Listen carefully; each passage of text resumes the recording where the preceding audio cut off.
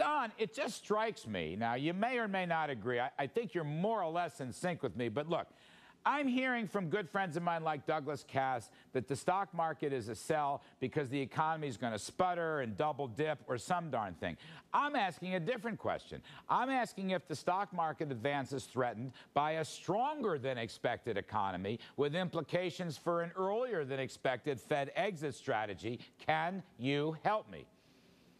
I don't think the Fed is going to take an early exit strategy no matter what, because this economy would not have to just be in a mini boom. It would have to be in a mega boom to make the kind of impact on the unemployment rate that the Fed would use as its excuse to start tightening. That's the single factor model the Fed is looking at. They're just looking at the unemployment rate, and that's at 10% right now. It's going to be in the 9s probably all year, no matter what happens to the economy. So the Fed's going to stay loose for a long time. We got lots of room to run here. Remember, Larry, I am with you on this. Remember, I was the very, very last guy in the world to admit we were going into recession. Right. And I was one of the first to say we were coming into recovery. And so here we are now. That happened in May. Here we are now at the end of the year in December. And boy, it does feel like a boom just because spirits were so low. There you This is go. a classic recovery. No one thinks it's going to happen. It is happening. I have to ask this of you, and then I'll go to Michael Farr, because Michael doesn't buy the scenario, which is great. I want to get the pros and cons. But Don, I'm interested in the bond market, the Treasury market. Treasury rates have jumped up about 60 basis points unexpectedly in the month of December as we got some better economic news. Can bonds punish the Fed?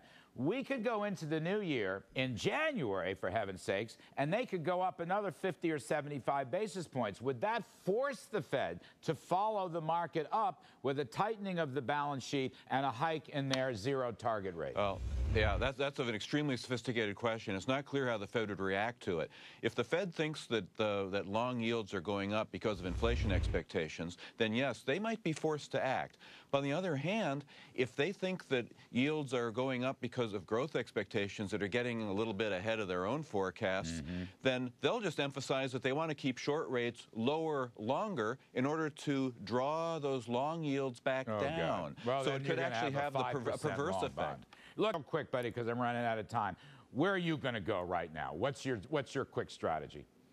I'm going to bet that the Fed does stay loose pretty much through all of next year, which means you want to get involved in liquidity-oriented plays. You want to be in metals, in basic materials, in emerging markets, in energy, in credit spreads. You want to be in corporates rather than treasuries. Right. You want to be in all the things that benefit from a fire hose of liquidity that never stops. All right.